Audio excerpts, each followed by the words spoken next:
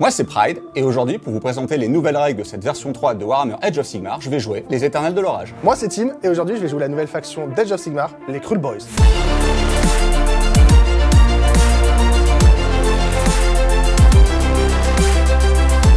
Pour équilibrer cette partie qui va être jouée avec les figurines qui sont dans la boîte Dominion, je ne vais pas jouer la figurine d'Indrasta qui vaut 300 points, on va donc jouer en 1070 points. Dans mon armée, on va donc retrouver un seigneur impératant que je vais optimiser en lui donnant un artefact de pouvoir et un trait de commandement. Le trait de commandement sera la possibilité au début de ma phase de héros sur un 5+, de gagner un CP supplémentaire, parce que c'est vraiment très impactant dans cette nouvelle version d'avoir beaucoup de points de commandement, parce qu'on va voir qu'on utilise aussi beaucoup d'aptitudes de commandement. Et en artefact de pouvoir, je vais lui donner l'amulette bénie qui lui permet d'avoir une protection à 5+.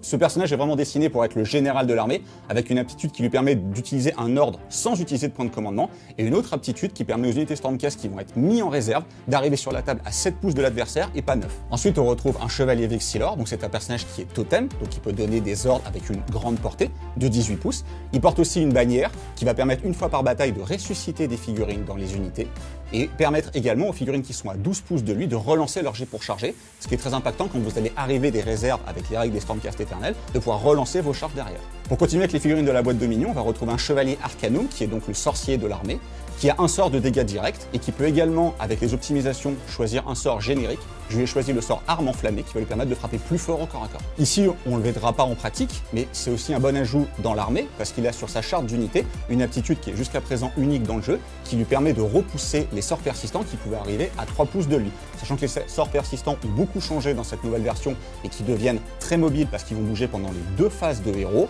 c'est quand même une bonne aptitude. Pour les lignes de cette armée, on va ensuite retrouver 2 unités de 5 Vindictor, qui sont les nouvelles lignes, on va dire, emblématiques de la nouvelle Stormcast des Fulgurites. C'est des unités qui ont une très bonne sauvegarde native de 3+, qui tapent relativement bien avec des blessures mortelles sur des 6 pour toucher. Ici, j'ai choisi de jouer cette unité en 2 unités de 5, parce que la modularité des figurines présentes dans la boîte Dominion permet de le faire en assemblant 2 champions. J'aurais aussi très bien pu, vu qu'on a des points de renforcement dépendamment du format dans lequel on va jouer, en faire une seule unité de 10, mais comme j'ai un peu moins d'unités que mon adversaire et que mine de rien, le contrôle des objectifs sur la table va être très important, j'ai besoin d'avoir 2 unités. On continue avec une unité de Praetor, c'est donc les nouveaux personnages, on va dire, garde du corps de mes héros. Ils ont une capacité qui est assez unique, qui va permettre d'absorber les blessures qui vont être dirigées vers le héros qu'ils ont décidé de défendre, ou carrément sur un 5 ou un 6 de les annuler totalement. En plus du fait qu'ils ont une bonne sauvegarde native, un bon tanking et qui frappe quand même très fort au corps à corps, c'est une unité qui est majeure dans cette armée. Et pour finir, le marteau ultime, l'unité de 3 Annihilator, qui sont les nouveaux poster boys, on va dire, de cette version, qu'on voit partout, notamment sur la boîte Dominion, qui sont des énormes paladins avec sauvegarde à 2, qui font des blessures mortelles quand ils arrivent, quand ils chargent et quand ils meurent comme tout le reste de l'armée. C'est ma grosse force de frappe que je vais garder en réserve pour pouvoir me téléporter à 7 pouces grâce au Lord Imperatant et ils peuvent nativement relancer leur charge. Ici, on va jouer uniquement avec ce qui est fourni dans la boîte Dominion, donc on va pas utiliser les aptitudes du tome de bataille Stormcast. Je vais donc pas avoir par exemple de chambre. On va juste se limiter à ce qui est donné dans la boîte, à savoir que je peux mettre une unité sur 2 en réserve pour la faire arriver à 9 pouces de l'adversaire, et que quand une de mes figurines va mourir, je vais jeter autant de dés que son nombre de points de vie, plus 1 parce qu'ils sont tous fulgurants, et sur un 6, ça fera des blessures mortelles. Quand on choisit une armée dans cette nouvelle version de Warhammer Age of Sigmar, on peut soit l'organiser totalement librement, soit la rentrer dans les schémas préétablis des bataillons. Ici, en l'occurrence, j'ai choisi de la mettre en régiment de bataille, ce qui me permettra d'avoir une seule pause pour garder la priorité, c'est-à-dire de choisir après le déploiement si je laisse commencer mon adversaire ou si je commence moi-même. Pour terminer avec les optimisations que vous avez le droit de prendre quand vous créez une armée, vous devez prendre un triomphe que vous pourrez utiliser si vous avez moins de points que votre adversaire. En l'occurrence, j'ai pris le triomphe qui me donnera une fois un +1 pour blesser. Dans la boîte Dominion, on va retrouver 1070 points de Cruel Boys. Il y a 2 boss qui tuent, un sur Bruxodonte, qui est vraiment une brute de corps à corps, avec une règle assez intéressante, puisqu'il empêche les figurines autour de lui de fuir. Si je rate un test de déroute, il n'y a qu'une seule figurine qui fuit. Vu le moral des orques, c'est plutôt très appréciable. L'autre héros, boss qui tue à pied, a la même capacité, mais lui, il a un grotte sur Inner. Il fait quoi ce petit grotte? Le petit grotte, ce qui est intéressant, c'est que tout simplement, le héros peut le prendre et s'en servir comme bouclier humain. Il peut prendre une blessure et pouf, tuer le grotte avec. Ensuite, on va avoir le chaman Vasomancien. Là, c'est un mage et il est plutôt intéressant puisqu'il va avoir 2 possibilités. Soit on le joue en tant que mage classique, avec un sort qui est très bien, qui peut améliorer mes jets de charge de 1 et diminuer ceux de l'ennemi de 1 sur toute la table, soit à la place de lancer un sort, il peut soit fabriquer un poison, soit fabriquer un élixir. S'il fabrique un poison, l'aptitude de commandement de l'armée, qui est arme croûtée de venin, qui met des blessures mortelles, donc sur des 6 pour toucher, va passer à 5+, sur l'unité qu'il a choisie, soit l'unité choisie va recevoir +1 en sauvegarde. Et enfin, pour finir avec les héros, il y a le Nobscur, qui est la bannière des Krull Boys. Lui, il est très intéressant, surtout contre une armée de Stormcast qui a souvent beaucoup de mages. En fait, il me permet de protéger les unités qui sont entièrement à 12 pas de lui des effets des sorts sur un 5+. En choix de ligne, on va retrouver les Éventreurs. C'est vraiment les orques de base, c'est les Krull Boys par définition. Ils ont une petite aptitude qui est très sympa, qui peut me permettre de mettre -1 pour toucher à une unité ennemie. On va continuer avec la source de dégâts à distance principale de mon armée, qui sont les Embrocheurs. C'est les 3 orques avec leur arbalète. Ce qui est très intéressant, c'est qu'ils ont 2 profils de tir, soit un tir longue portée, qui touche très précisément, soit un tir à courte portée, et dans ce cas-là, ça veut dire qu'ils ont bougé, et qui touchent forcément moins bien. Et on termine avec les Hobgrottes, c'est vraiment ce qui va apporter la masse dans mon armée. C'est une unité qui va essentiellement servir à screen et à mourir, hein, soyons francs. Par contre, ce qui est intéressant, c'est qu'ils ont un tir plutôt sympa et ils peuvent courir et tirer. Pour organiser mon armée, je l'ai articulé autour de 2 bataillons. Mon premier bataillon va être un bataillon d'avant-garde, il va contenir mon boss qui tue sur Bruxodonte et mon unité d'Éventreur. Mon deuxième bataillon va être un bataillon seigneur de guerre, j'ai tout simplement mis le reste de mon armée. L'avantage de ces 2 bataillons, c'est que l'avant-garde va me permettre d'avoir une relance de charge en plus, et le bataillon seigneur de guerre va me donner une optimisation, et une fois par partie, un point de commandement en plus. Au niveau des améliorations que j'ai choisies, mon boss qui tue sur Bruxodonte va avoir comme trait de seigneur de guerre, relance ses jets de course et de charge, et comme artefact, il va avoir +1 pour blesser sur une de ses armes de mêlée. J'ai le droit à une deuxième optimisation, j'ai choisi donc sur mon boss qui tue à pied, un objet qui le transforme en sorcier, et donc du coup, le sort que je lui ai choisi, c'est +1 en dégâts sur ses armes de mêlée. Le sort que j'ai choisi pour mon Vasomancien, c'est tout simplement pouvoir choisir une unité à moi et lui donner le mot-clé vol. La dernière optimisation que je peux choisir, c'est le triomphe. J'ai donc choisi le +1 pour blesser, mais comme on le sait ici, c'est Pride qui a le moins de points, je ne pourrais donc pas m'en servir. Le match-up qui est proposé par la boîte Dominion est très intéressant, avec les Stormcast qui sont quand même plus élitistes, avec moins de figurines, mais plus de tanking et plus de létalité, par rapport à une marée d'orques qui est capable de mettre des blessures mortelles, qui a 2 personnages particulièrement dangereux au corps à corps, et des unités de tir qui peuvent aussi beaucoup embêter. Donc le match-up va vraiment se jouer sur la bonne utilisation des points de commandement et des fameuses nouvelles aptitudes, notamment la possibilité de ressusciter des gens avec le ralliement, de faire des tirs de contre-charge ou de se déplacer pendant la phase de l'adversaire. Au niveau du match-up, ça va être plutôt difficile pour moi, ça va vraiment dépendre de comment j'arrive à utiliser mes unités clés, qui sont mes héros et mes embrocheurs. Va falloir que j'arrive à éviter le plus possible ces gros marteaux de ultime, comme il a dit, qui sont les Annihilators. Mais je pense que c'est jouable et j'espère que le pouvoir de la moustache sera avec moi cette fois-ci. La partie d'aujourd'hui, les Wargamers, va se jouer sur le scénario issu du livre de règles de la V3 d'Age of Sigmar, Assaut frontal. Pour marquer des points sur cette partie, on va retrouver 3 axes. Le premier, le fait de marquer 1 point de victoire si on contrôle un objectif à la fin du tour, 2 points de victoire si on en contrôle au moins 2, et enfin 3 maximum si en plus d'en contrôler 2, on en contrôle plus que son adversaire. Ensuite, on va retrouver le principe des tactiques de bataille. Au début d'un tour, un joueur va pouvoir choisir parmi 6 objectifs, et si celui-ci est réalisé à la fin du tour, alors il marquera 2 points. Et enfin, les joueurs vont aussi pouvoir au début de la partie choisir une grande stratégie, et si celle-ci est effective à la fin de la partie, alors ils marqueront 3 points supplémentaires. Salut les Wargamers, c'est Ivy de French Rim sur votre chaîne de rapport Data Tuto et Live Peinture. Les 2 joueurs sont maintenant déployés. Il faut savoir qu'au niveau de la cinématique de début de partie, les 2 joueurs ont lancé un dé, c'est Pride qui a gagné. Il a choisi d'être attaquant ou défenseur. Ici en l'occurrence attaquant, ça fait qu'il a choisi son bord de table et il a aussi pu déployer sa première unité. Ici, il nous l'a aussi expliqué tout à l'heure lors de la présentation de son armée, il joue en une pause, ça fait qu'il a dû mettre toute son armée sur la table ou alors tout simplement en renfort puisque les Stormcast ont cette règle. Par contre, tout a dû être fait au même moment. Est-ce que tu peux nous parler de ton déploiement ? Alors, effectivement, j'ai une seule pause. Maintenant, quand on a le bataillon, régiment de bataille, on est obligé de mettre toutes ces pauses les unes après les autres, mais en les enchaînant, ce qui permet, quand on joue des Stormcast, de mettre une unité en réserve pour chaque unité déjà placée. Donc j'ai commencé par placer un bunker. Concrètement, vu le système de scoring des objectifs, on va dire primaires, je vais me concentrer principalement sur 2 objectifs pour en contrôler plus que mon adversaire. Comme j'ai moins de pauses que lui, je vais avoir le choix de la priorité, je sais déjà que je vais décider de commencer. Je me suis mis sur la ligne de départ pour aller chercher ces 2 objectifs-là. Et j'ai gardé en réserve l'unité d'Annihilator, qui est vraiment le gros marteau, qui peuvent se débrouiller de manière assez indépendante, parce que comme ils ont un champion dans leurs unités, ils peuvent lancer des ordres et recevoir des ordres depuis leur champion, et qui vont avoir une capacité de projection sur le champ de bataille grâce à l'aptitude de l'impératante à 7 pouces. Donc je vais essayer d'aller embêter Tim sur la partie gauche de son dispositif, et je vais me concentrer sur la partie gauche de la mienne, avec tous mes persos à côté pour essayer de tenir ces 2 objectifs-là. Maintenant que tu connais sa stratégie, est-ce que tu peux expliquer ton déploiement, s'il te plaît ? Y'a pas de souci. Moi, mon déploiement, vu qu'il avait tout posé en premier, effectivement, j'ai pu m'adapter à ce qu'il a fait. Il aura le choix de qui commence, mais du coup, j'ai eu cet avantage-là. J'ai bien compris qu'il allait se battre sur ces 2 objectifs-là. J'ai donc mis une unité là, pour pas qu'il puisse, avec la règle des Stormcast, justement, venir dans mon dos. Elle est un peu placée pour bloquer. Et surtout, pouvoir aller prendre cet objectif. L'objectif central, soyons clairs, on est d'accord tous les deux, ça va être l'objectif assez clair, parce qu'on a un peu désaxé notre formation. Donc j'ai mis mon unité la plus forte au centre. J'ai quand même mis mon petit boss qui tue ici, et l'autre ici, puisque ces 2 objectifs, ça va être la zone où va vraiment falloir se battre. Ils vont me garantir un moral un peu plus solide et surtout du punch sur les 2 objectifs qui sont importants. Maintenant le déploiement expliqué avant le début du round 1 et le début du tour 1, dépendamment de si Pride veut commencer ou non. Quelles sont vos grandes stratégies ? Alors moi j'ai choisi Vendetta, ce qui implique de devoir tuer son général et ne pas perdre le mien. Alors le sien c'est sa force de frappe principale, donc il va venir au corps à corps, donc il va me laisser la possibilité de le tuer. Et le mien c'est un gros trouillard qui dirige ses troupes depuis les rangs arrière pour leur donner plein de points de commandement, donc il va s'exposer le moins possible. Les 3 grandes stratégies c'était celle qui était la plus réalisable pour mon armée. Yes, et on le rappelle, si jamais tu y arrives, c'est-à-dire à l'issue des 5 tours de jeu, alors ton général est toujours en vie et le sien est mort, tu marqueras 3 points de victoire. Toi de ton côté, Tim? Bah moi, du coup, effectivement, comme Pride l'a dit, mon général va aller au front, hein, il va aller au charbon, donc du coup il y a assez peu de chances qu'il survive, surtout qu'il va vouloir se concentrer dessus. Moi j'ai choisi couper la tête, c'est tout simplement, je vais devoir tuer tous les héros. Pourquoi ce choix? Déjà parce que ça l'empêchera de réaliser le sien, puisque son général sera mort, indépendamment si le mien est mort ou pas. Et vu que j'ai un peu plus de tirs que lui, via les hobgrottes et surtout via nos amis embrocheurs, j'espère pouvoir sniper ces persos à distance qui ne sont pas non plus extrêmement solides. C'est parti pour le début de la partie, donc le début du round 1. Pride étant le joueur qui a gagné la priorité, puisque même si on n'a pas jeté de dés, à ce round-là, il a terminé de se déployer en premier, tu vas choisir ou pas d'être le joueur avec l'initiative. Alors je vais prendre l'initiative, le système de scoring de la V3 est quand même assez différent de celui de la V2, avec une énorme importance sur les tactiques de bataille. Quand on commence, il y a une tactique de bataille qui est assez facile à faire, qui est prendre le centre, c'est d'avoir plus de figurines au centre de la table que son adversaire. Si je joue d'abord, j'en aurai forcément plus que Tim, et je pourrais directement marquer 5 points, ce qui est un écart qui est assez important.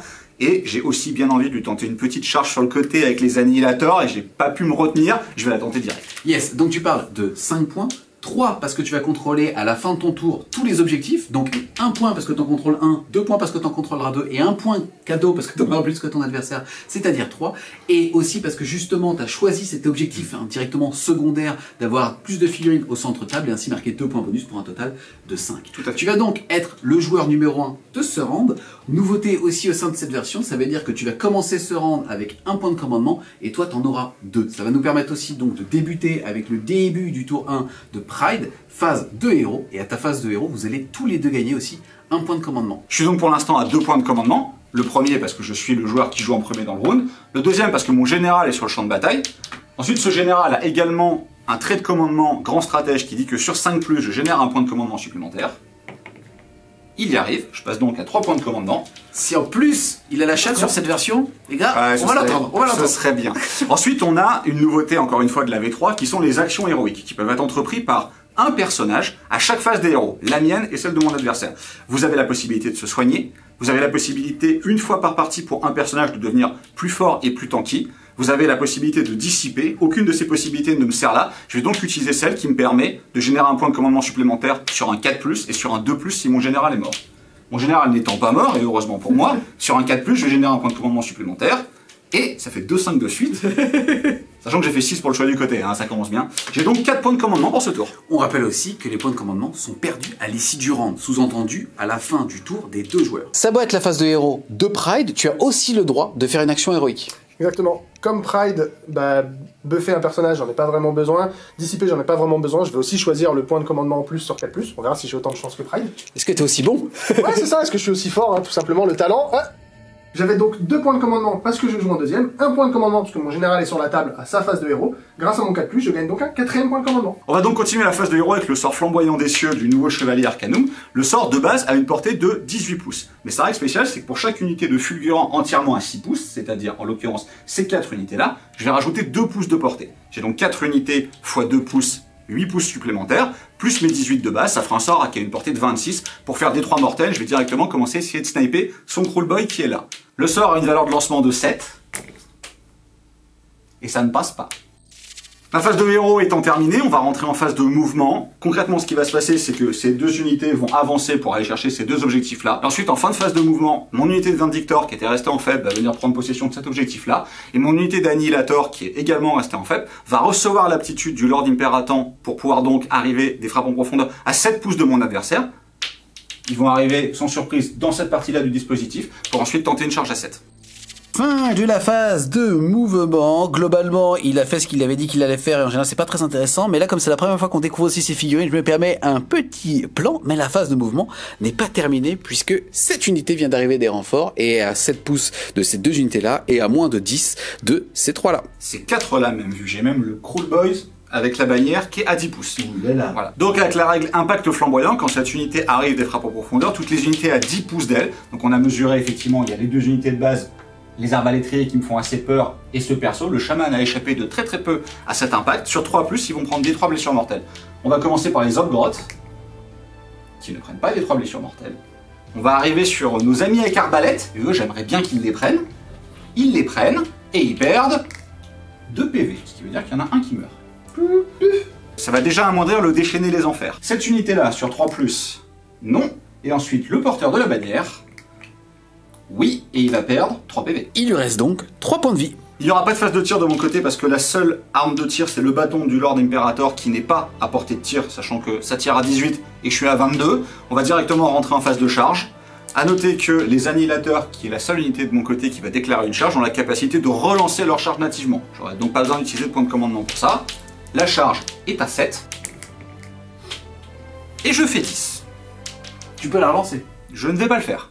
Une fois le mouvement de charge réalisé, ils ont une autre règle qui met des blessures mortelles. Je vais jeter autant de dés que la valeur non modifiée de la charge, en l'occurrence 10, et sur chaque 4+, ça va faire une blessure mortelle.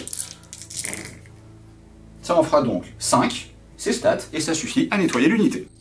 Fin de la phase de charge. Ici, en l'occurrence, on va avoir des unités qui ont des armes de tir ennemies à moins de 9 pouces justement de l'unité ayant effectué une charge, c'est-à-dire eux. Ça fait que pour un petit PC, tu vas pouvoir, si tu le souhaites, déchaîner les enfers, c'est-à-dire faire un tir en état d'alerte avec un malus de -1 pour toucher. Je vais donc choisir ces Obgrottes ici, avec ce héros qui va donner l'ordre, parce que c'est lui qui avait généré le point de com sur 4+, comme ça je l'utilise.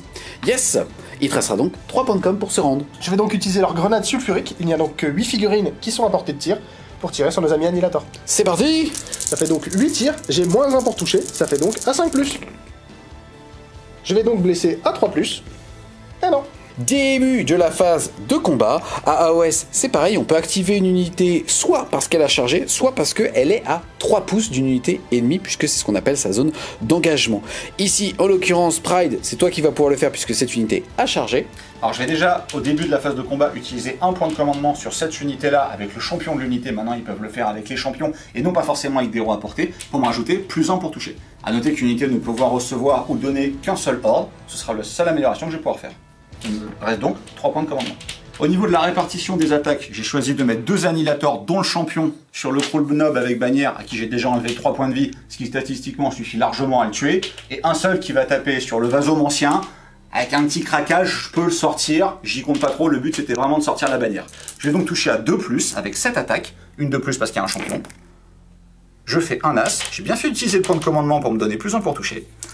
Je vais blesser sur du 3. Ça fait donc 4 sauvegardes, reine -1 pour 2 dégâts. J'ai donc 4 sauvegardes à -1 à 5+. Ouh, et ça fait pile poil 4 points de vie. Les 3 attaques du deuxième annihilateur sur le vasomancien, je touche sur du 2. Je blesse sur du 3. Je le blesse 2 fois, reine -1 pour 2 dégâts. J'ai donc 2 sauvegardes à -1 sur du 6. Non, il perd donc 4 points de vie. Donc c'est maintenant à moi de sélectionner une unité. Je vais frapper avec mon chaman vasomancien dans ses amis annihilateurs. Yes, vas-y, stérilise-le. C'est ça, vasomancien et pouf. J'ai donc 2 attaques qui touchent à 3+. Ça me fait donc une touche, qui blesse à 3+. C'est cassé. Qui blesse à 3+, j'ai dit. Voilà, tu as donc une sauvegarde à -1. Sauvegarde à 2 parce qu'ils sont fournis avec une grosse armure et un gros bouclier. Et ça passe. Tu l'as raté quand même. Non. Un minimum de sympathie. Non, je vais la rater sur le gobelin. Voilà, le PV de la honte, le grotte, qui a 2 attaques, qui touche à 4+. C'est un full. Et qui blesse à 4+. Et c'est un deuxième full. Attention, 2 sauvegardes à 2. 2 sauvegardes à 2 qui restent à 2 parce que ça reste du gobelin en la face. honte. Et pas de dommage. PV de la honte. Ce petit corps à corps sonne la fin du tour, puisque ici, il n'y a pas de test de morale, puisque les seules figurines qui sont mortes, ce sont des personnages. À la fin de son tour, Pride va contrôler 1, 2, 3 objectifs, donc 1 point, 2 points et, petit piège, c'est juste plus d'objectifs que son adversaire, donc 3 points au total. Ensuite, comme il l'avait expliqué tout à l'heure, son objectif secondaire était alors d'avoir plus de figurines au centre de la table que son adversaire. Il va aussi le marquer, marquant donc 2 points bonus pour un total de 5. A noter que le point de commandement que j'avais généré grâce à l'action héroïque en début de tour n'a pas été utilisé. Le point de commandement que vous générez doit être utilisé par le héros qui le génère et à la fin du tour, comme je n'ai pas eu l'occasion de le faire, je vais donc perdre un point de commandement passant de 3 à 2. Début de ton tour, avant la phase de héros, quel est l'objectif que tu vas prendre en objectif secondaire? Je vais prendre le même que notre ami Pride ici présent, c'est-à-dire avoir plus de figurines au centre de la table. Donc 4. Début de la phase de héros, Comme à chacune des phases de héros, vous allez tous deux marquer un petit point de co, tu vas donc passer à 4. Et toi À 3. Yes.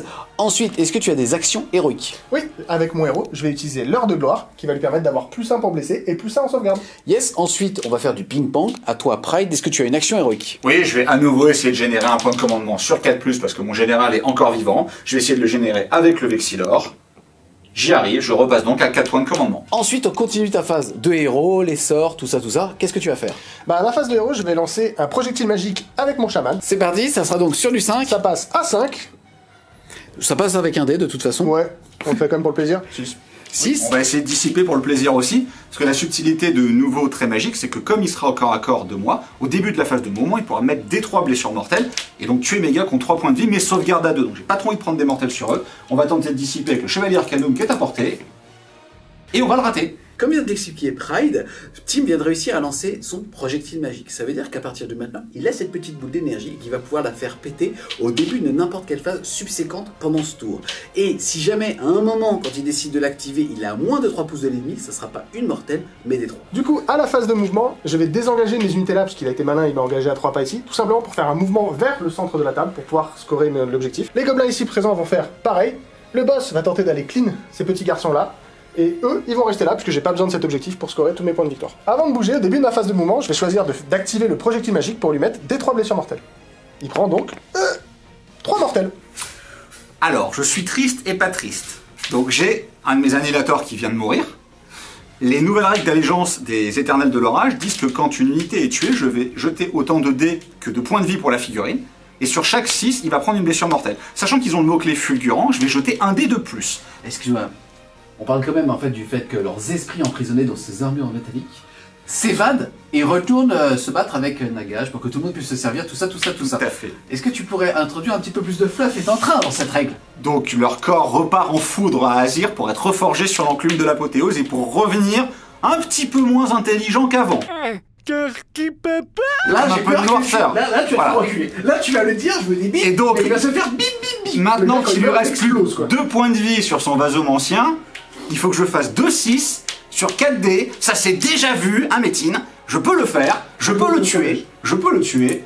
Allez, et totalement raté. Comme quoi le fluff ne sert à rien. Il a explosé, mais pas assez fort. Et donc je vais retirer celui-là afin de laisser eux engager. Excuse-moi, est-ce qu'on peut se dire que pendant les 3 prochaines années, qui est un petit peu près la durée normale d'une version, quand ce genre de figurine meurt, ça fait juste un... Non. Fin de la phase de mouvement. À noter que Tim ici a claqué en anticipation un point de commandement pour pouvoir faire pour pouvoir faire une course à 6, puisque maintenant en V3, il n'est plus question de jeter le dé et après claquer le point de co, on doit l'annoncer directement. Ensuite, Pride, tu voulais annoncer une aptitude de co ici. Oui, le gros boss sur son gros Bruxodonte ayant toutes les aptitudes qu'il peut lui mettre, il est en 2+2+, il va quand même massacrer mes Vindictors.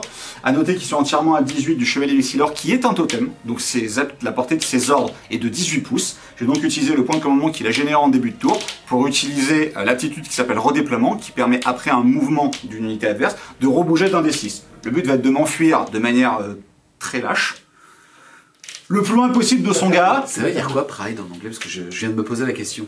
Ça veut dire fuite. Ça veut dire stable. C'est ça. C'est parti. Voilà, c'est stable. Salut. A noter qu'il est éligible pour utiliser cette aptitude si une unité ennemie a fait un mouvement normal d'advance ou de fuite dans un rayon alors de 9 pouces de E. Début de la phase de tir, je vais donc faire tirer mes Hobgrottes sur ces annihilateurs. Je vais utiliser un point de commandement pour leur donner +1 pour toucher. C'est parti, il te reste combien de points de co? Il m'en reste 3, donc 2. Ok, c'est parti pour les tirs. J'ai donc 10 tirs qui, avec le +1 pour toucher, vont toucher à 3+. Ça me fait donc 6 touches qui vont blesser à 3+. Ça fait donc 3 sauvegardes à -1. 3 sauvegardes à 2 qui passent à 3 parce que les grenades des Hobgrottes ont -1 en raid. Et je perds un PV. Il te reste donc 2. Je voulais tirer avec mes Hobgrottes, mais il a fui avec Pride, et du coup, parce que ça veut dire stable, il a fui de façon stable de 6 pas vers l'arrière, ce qui ne me permet plus de tirer. Il n'y a donc plus de tir, on va pouvoir attaquer la phase de charge.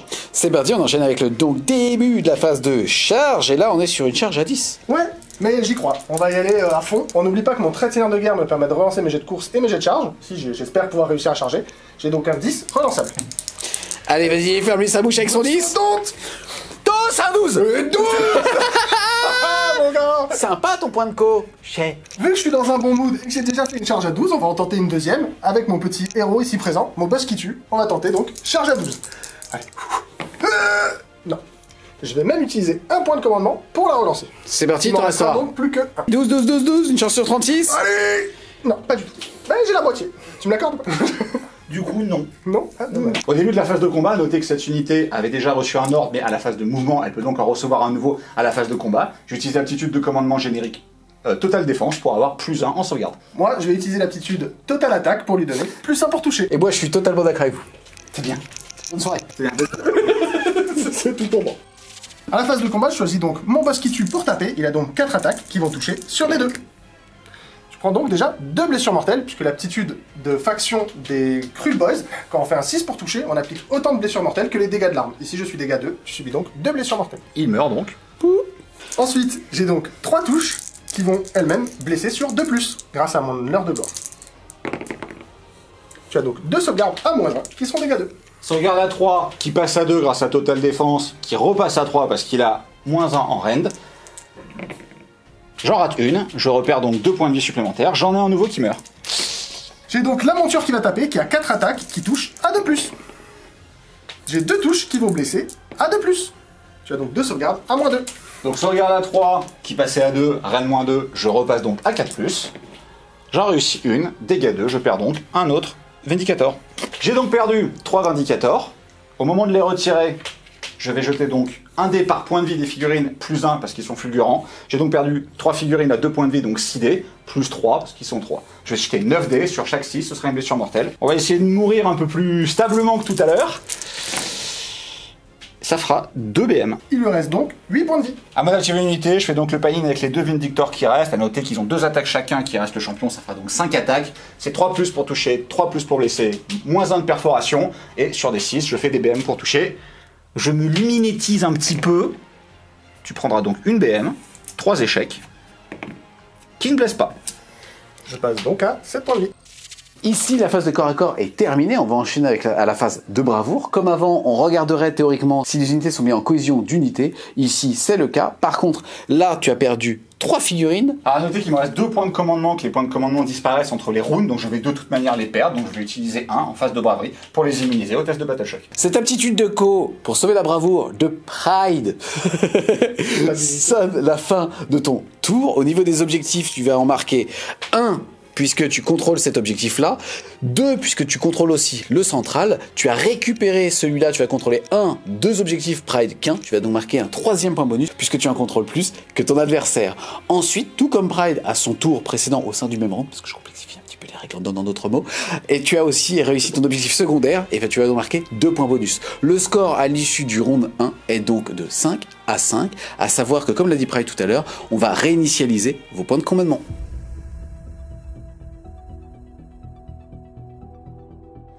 C'est parti, début du round 2, et maintenant on va jeter le dé pour savoir qui va avoir la priorité. Attention, moi j'ai fait 1. Et moi j'ai fait 5. Est-ce que tu choisis d'avoir la priorité et ainsi de marquer qu'un seul point de co, mais de commencer ce tour, ou est-ce que tu préfères justement donner ça à Tim et marquer ainsi 2 points de commandement? Je pense que vu le nombre de figurines qu'il a et le contrôle qu'il est en train de mettre en place sur la table, il faut que je le tue le plus vite possible avant que ce soit juste trop tard en termes de scoring. Je vais donc prendre la priorité et choisir de commencer. Yes, qu'est-ce que tu vas choisir comme objectif secondaire? Je vais choisir de tuer une unité qui est dans son camp. Comme j'ai choisi la priorité, que je suis le joueur qui va débuter le round de 2, j'ai donc un point de commandement quand il m'en a 2. Mon général est sur le champ de bataille, j'ai donc un point de commandement supplémentaire. Et je vais encore une fois, comme j'ai l'attitude de commandement grand stratège, sur 5+, je vais générer un point de commandement supplémentaire. Ce qui n'est pas le cas, et je vais à nouveau utiliser l'action héroïque pour avoir un point de commandement supplémentaire sur un 4. J'y arrive pas, je vais donc rester à 2 points de commandement. Yes, toi, Tim, de ton côté, est-ce que tu souhaites utiliser une action héroïque? Oui, donc moi j'ai 2 points de commandement. J'ai un point de commandement puisque mon général est en vie sur la table, je suis à 3. Et en action héroïque, je vais tenter de soigner mon boss qui tue. Pour ça, c'est très simple, je vais jeter 2 dés. Si je fais un score égal à ma bravoure, je soignerai 1 point de vie. Si je fais un score inférieur à ma bravoure, je soignerai des 3 points de vie. Quelle est ta J'ai bravoure? 7, il faut que je fasse donc moins que 7. Je fais donc 6. Je vais donc soigner des 3 points de vie. C'est parti, il lui en reste 7, on rappelle qu'il y en a 10 au total. La figurine récupère 3 PV, il est full. Excuse-moi, il n'y a pas eu de combat de ce côté-là, d'accord? Non, j'ai juste tué des figues. Ah, d'accord. Et il y a eu des... Ouais, des paix. C'était des paix, on est d'accord, c'était pas des explosions. Comme il se moque de moi, je vais utiliser la deuxième aptitude du Lord Imperator qui est d'une fois par bataille pouvoir utiliser une aptitude en ordre en fait sans utiliser de point de commandement. Je vais m'en servir pour lancer ralliement sur cette escouade. J'ai 3 figurines qui sont mortes, je vais jeter 3 dés sur chaque 6 unités qui reviendront. Ils me font pas mal quand ils meurent, j'espère qu'ils reviennent. Je vais lancer un dé. Oui si tu veux, tu peux même lancer les 3. C'est vrai? Oui vas-y. Ah bah du coup ça va faire 3 figurines. C'est parti. Sur du 6. Ah oui. On rappelle Une. Je fais pas mal. C'est déjà 2 fois la stat. C'est déjà 2 fois la stat. Je prends. Je vais terminer ma phase de héros avec le sort Flamboiement des cieux qui va être lancé par mon chevalier Arcanum. Sur celui-là qui s'est soigné, il a gagné 3 PV, on va essayer de lui réenlever 3. Le sort ne passe pas pour la deuxième fois.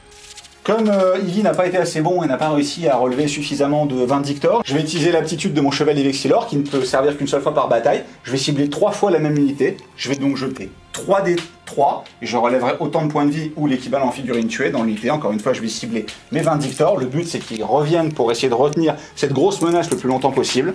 Je vais relever 1, 2, 3, 4, 5, 6 points de vie. Ils vont donc tous revenir. Ouais, donc c'était des paix.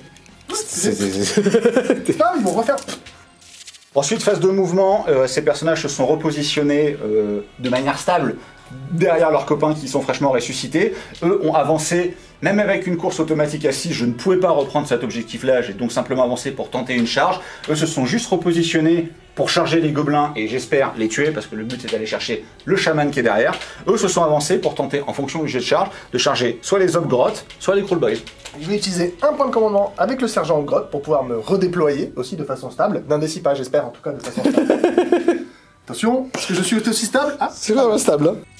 On va donc rentrer dans la phase de tir avec la seule arme de tir de toute mon armée qui est le sceptre Fulguric Voc. J'adore ce nom. Du Lord Imperator. Un des 6 tirs. Imperator, monsieur, parce que je suis un titan. Imperator. C'est Imperator, parce que je suis un titan. Le titan voilà, touche. l'Imperator, il l'aurait touché. Le titan touche une fois. Et ne touche pas. Voilà. Ça m'apprendra à pas écorcher les noms. Je rappelle, stable. Début donc de la phase de charge, à noter que cette unité étant à portée de la bannière du chevalier Vexilor, ils pourront relancer leur charge. Les autres unités ont des champions dans ces unités, et donc pour un point de commandement, je pourrais relancer la charge si elle échoue. On va commencer pour s'échauffer par la charge facile des Annihilators. Charge à 3. Je fais encore 10. Je vais donc, comme tout à l'heure, jeter 10 dés et faire une blessure mortelle sur chaque 4+. C'est parti pour les blessures d'impact, parce que je me prends pour un ogre. Et j'en fais, de manière stable, 5. Ensuite, je vais tenter de faire charger l'unité de Vindictor. A noter qu'en V3, ça n'a pas changé, on est comme en V2. À partir du moment où je contrôle l'objectif, quelque part, je pose un drapeau dessus. Et tant que mon adversaire ne me le reprend pas, il reste à moi. En fait, je n'ai aucun intérêt à rester là. Quelque part, oui. Quelque part, oui. Autant aller chercher. Il y a un monde où il faut aller chercher ces gars-là. Quelque part, on est d'accord. C'est parti. Regarde, tiens, je les sens bien mes bonnes charges là depuis tout à l'heure. Charge des prétors, si je continue à voler tel un idounette et à faire des charges à 11, j'irai là-bas, sur les lâches qui se sont enfuis de manière lâche. Si je fais une plus petite charge, je chargerai simplement ici pour reprendre l'objectif. Le but étant vraiment d'avoir 2 objectifs pour en avoir un de plus que mon adversaire et continuer à marquer mes 5 points. Je fais 9, je décide de ne pas le relancer, ce sera pas suffisant pour aller chercher les Obgrottes, du coup je vais me concentrer pour essayer de récupérer l'objectif qui est au centre et je vais impacter les Crawlboys. On va donc commencer la phase de corps à corps, je vais activer ma première unité, à savoir les 3 prétors qui ont chargé ici. Je vais utiliser l'aptitude de commandement qui me donne +1 pour toucher. J'aurai donc 10 attaques, 3+, qui passe donc à 2+, 3+ pour blesser, reine -1 pour 2 dégâts. Je suis donc choisi pour être tapé. Je vais, grâce à mon sergent, utiliser l'aptitude de commandement défense totale pour avoir +1 en sauvegarde. 10 attaques donc qui touchent sur du 2. J'en rate une. Ça blesse sur du 3.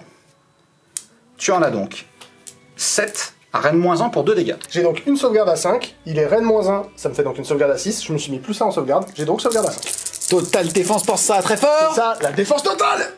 Ça défense pas mal. J'ai donc 3 sauvegardes ratées, ce qui m'afflige donc 6 points de vie. J'ai des figurines à 2 points de vie, ça va donc tuer 3 figurines. Poup, poup, poup. Ça, poup. Poup, poup. Est-ce tout, Saruman? Est-ce là tout votre pouvoir? C'est déjà pas si mal. Après, j'y suis pour rien, s'il fait des bonnes scènes, moi j'ai fait le Tu le taf. souhaites quelque part, t'es un Voilà. mec sympathique quelque part. Ah oui, je suis un éternel de l'orage, très sympathique et très friendly envers ses copains. Oruk. C'est donc à mon tour d'activer une unité, je vais choisir mon boss qui tue sur Bruxodonte pour frapper sur les Stormcast, et je vais utiliser l'aptitude attaque totale pour avoir plus 1 pour toucher. C'est donc mon tour d'activer une unité, je vais activer Meobgrot. Le but c'est pas forcément faire des dégâts, ça va être de l'empêcher de venir casser la gueule de mon chaman. Je vais me servir de la nouvelle règle de Piline qui fait qu'en fait, quand on fait un mouvement de mise en contact, on ne peut pas finir plus loin de l'unité la plus proche et plus de la figurine. Donc même cette unité-là va pouvoir s'éloigner de lui pour pouvoir venir former un cordon autour de lui pour qu'il puisse pas m'embêter, tout simplement. Je vais donc faire taper mes 5 Upgrot. J'ai 11 attaques qui touchent sur des 4 et sur un 6, je vais faire 2 touches au lieu d'une. Et je blesse avec un jet de qualité sur du 5+. Et pas mal. 3 sauvegardes. 3 sauvegardes à 2 qui restent à 2. Oh, Stable. stable. À partir du moment où je pense pas pouvoir réussir à tuer son méga boss sur Bruxodonte en une seule phase, j'ai peu d'intérêt à taper avec cette unité d'abord. Le but étant d'amoindrir au maximum cette unité pour que je puisse reprendre le contrôle de l'objectif de manière absolue. Je vais donc mettre les 11 attaques des Vindictors qui sont là dans les Crawl Boys. Je n'ai fait aucun 6, donc je ne fais pas de blessure mortelle. C'était sûr du 3 et maintenant C'était sur du 3, maintenant c'est sur du 3 toujours. C'est un full. J'ai donc 5 sauvegardes à 5 qui passent à 6. Je suis toujours sous défense totale. Ça revient donc à 5. J'en sauvegarde qu'une. Je perds donc 4 points de vie, ce qui fait 2 orques. Pou, pou. Je vais donc choisir mon boss qui tue et je vais utiliser l'attitude attaque totale pour lui donner plus 1 pour toucher. Je vais donc utiliser l'attitude défense totale avec mon dernier point de commandement pour me donner plus 1 en sauvegarde. Vous êtes tous les deux à 0 PC. On n'a plus de point de co. On a plus C'est de parti. J'ai donc 4 attaques qui touchent sur des 2. Tout qui touche. Je blesse normalement à 3+, mais mon artefact me donnait plus 1 pour blesser sur sa lance. Je blesse donc à 2+. 4 sauvegardes à -1. Sauvegarde à 3, qui passe à 2, qui repasse à 3. Allez les gars, vous pouvez le faire. J'en perds 1. Puisque c'est dégâts 2, ça fait poup. Je vais donc frapper avec la monture, elle a 4 attaques qui touchent à 2 et qui va blesser à 3+. Prêt. J'ai un Vindicateur qui est mort, il a 2 points de vie, il est fulgurant, je vais donc jeter 3 dés, et sur chaque 6, ce sera une blessure mortelle. Est-ce qu'on va mourir avec un peu plus de dignité que tout à l'heure? Absolument pas. L'activation n'ayant maintenant plus d'importance parce que toutes les unités ayant frappé soit dans un camp, soit dans l'autre, j'ai choisi d'activer les annihilators pour garder le meilleur sur la fin, c'est-à-dire le Crawl Boy. Je vais donc massacrer des Upgrot avec 7 attaques, 3 pour chaque figurine, plus 1 pour le champion, qui vont toucher à 3. Qui vont blesser à 3. 2 sauvegardes. J'ai malheureusement une sauvegarde à 6, je n'ai donc plus de sauvegarde. Tu vas donc perdre 4 points de vie. Je perds donc 4 points de vie, il m'en reste plus qu'un. Poup, poup, poup, poup. Je vais donc activer mes éventreurs. Je vais en mettre 3 sur les Vindicators et 2 sur nos amis Praetor. Ça me fait donc ici 7 attaques qui touchent sur des 4 et chaque 6, ce sera une blessure mortelle. Pas de blessure mortelle. Une touche qui va blesser à 4+. J'y crois à fond. Eh ben pas du tout. Les deux gars ici vont taper sur les Praetors et essayer de lui faire ravaler son orgueil. Donc sur du 4+, une blessure mortelle. Je perds donc 1 point de vie, il m'en reste 2. Et donc à 4+, pour blesser, une sauvegarde normale. Une sauvegarde à 3 qui reste à 3. Je la rate, j'ai donc un Praetor qui perd 1 point de vie. Je vais donc activer la dernière unité éligible à cette phase de combat, à savoir les 4 Vindictors qui vont taper sur le boss qui tue. 2 attaques par figurine, plus 1 pour le champion, ça fait 9 attaques. Qui touche à 3, blesse à 3, reine -1, les 6 faisant des blessures mortelles. Tu vas donc prendre 2 blessures mortelles. Et me faire 3 sauvegardes à reine -1. J'ai donc une sauvegarde à 3 qui passe à 4. J'ai donc 3 sauvegardes à 4+. J'en rate 2, j'en réussis une. Je perds donc 4 points de vie, il m'en reste 6. Fin de la phase de combat. Au niveau de la bravoure, on va avoir ici un test à -5. Tu as un moral à 5, ça va être donc facile. Tu vas jeter D6 et ça sera le nombre de figurines qui vont fuir. Petit jet. Mais sûrement. Et ben ça fait pile. C'est propre parce qu'il y avait pile poil 5. Ensuite, de ce côté-là, tu as un test à -9. Comme un 1 n'est pas automatiquement une réussite. Je perds un des 6 plus 5 mecs, je perds donc... Ah, c'est fallait le faire avant là-bas. Et Je perds donc 6 mecs et plus. A noter que les Vindictors étant extrêmement nobles, ils ont une bravoure de 7. J'en ai perdu un seul, donc même si je faisais 6 sur le dé, personne ne fuirait. Ces tests de bravoure sonnent la fin de ton tour 2. Au niveau des objectifs primaires, tu vas récupérer celui ici. Tu vas donc avoir 2 objectifs et surtout plus que ton adversaire. Tu vas donc marquer 3 points. Et au niveau de l'objectif secondaire que tu avais choisi au début de ton tour, c'était de détruire une unité dans son camp. À savoir qu'on parle ici de territoire, c'est-à-dire de 50% de la zone. C'est défini tout simplement au niveau du scénario sur la carte. Or là, tu as bien pété l'unité qui avait le plus profond chez lui. Tu vas donc marquer 2 points bonus pour un total de 5 points sur ce tour. Le score donc à l'issue de ce tour 2 est de 10 points. Début de ton tour 2. Déjà, tu vas gagner un petit point de co parce que c'est aussi ta phase de commandement, tout comme Pride. Vous allez donc passer de 1 à 1. Au début de mon tour, ma tactique de bataille va être tout simplement tuer une unité de l'armée de départ de mon adversaire. Qu'est-ce qu'une unité de son armée de départ? C'est une unité qui était incluse dans sa feuille d'armée, une unité qui n'a pas été invoquée. Ensuite, qu'est-ce que tu vas faire? Ensuite, en action héroïque, je vais de nouveau essayer de soigner le boss qui tue. Donc je rappelle, je vais jeter 2 dés. Si je fais égal à sa bravoure, je vais soigner 1 point de vie. Si je fais moins que sa bravoure, je vais soigner des 3 points de vie. Donc je jette les dés là. Et ça fait 5 et 2, 7, c'est égal à sa bravoure. Donc je gagne 1 point de vie. Ce qui Il passe en de reste 6. 7. À moi de faire une action héroïque, je vais continuer à essayer de générer des points de commandement avec le Knight Vexillor. Pourquoi je le fais systématiquement avec le Knight Vexillor? C'est parce qu'il a le mot-clé totem et que donc il peut donner des ordres à 18 pouces par rapport au Knight Arcanum qui lui pourrait le faire qu'à 12 pouces. Sur un 4+, il n'y arrive pas, je vais donc rester à un point de commandement. Du coup, avec mon chaman vasomancien, je vais tenter un très magique. Et ça passe à 5, je fais 11. Ça passe. Ici, il n'y a pas de sorcier à moins de 30 pouces pour dissiper. Le sort passe donc automatiquement et au début de ta prochaine phase, si tu le souhaites, comme tu es encore à 3 pouces d'unité, tu pourras faire des 3 blessures mortelles. Début de la phase de mouvement, je vais activer mon très magique pour leur mettre des 3 blessures mortelles. Ils prennent une mortelle. Il perd donc un point de vie, il en a plus qu'un. Je vais sélectionner mon chaman pour faire un repli, parce que je ne vais pas rester engagé avec ces 2 gros bourrins. Malheureusement, à la 3e version d'Age of Sigmar, on ne peut plus courir en faisant un repli, sinon j'en aurais profité pour aller voler cet objectif-là. Ou heureusement.